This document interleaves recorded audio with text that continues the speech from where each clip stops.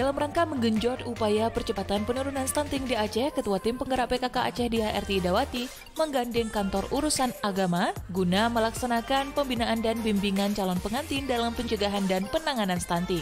Ajakan itu disampaikan Ketua TPPKK Aceh Diah Erti Idawati dalam kegiatan implementasi aplikasi elektronik siap nikah dan hamil atau LCMIL yang diadakan Badan Kependudukan dan Keluarga Berencana Nasional BBKKBN Perwakilan Aceh di Hotel Hermes Palace Senin 7 Maret 2022. Dia mengatakan edukasi pencegahan stunting untuk calon pengantin menjadi strategi penting karena itu akan menambah wawasan dan mempersiapkan mereka untuk menjadi orang tua sehingga anak yang dilahirkan nanti akan sehat dan tidak mengalami stunting. Stunting, terang dia, adalah kondisi gizi kronis pada anak yang diakibatkan kurangnya asupan gizi, sehingga mengakibatkan terganggunya pertumbuhan pada anak dan membuat tinggi badan anak terlihat lebih rendah dibandingkan anak-anak seusianya. Akan tetapi, bukan hanya kondisi fisik yang terlihat kerdil saja yang dikhawatirkan, namun juga perkembangan otak anak yang ikut terhambat akibat stunting menjadi momok yang harus diatasi sedini mungkin. Karena itu, pengetahuan terkait stunting bagi calon pengantin sangat penting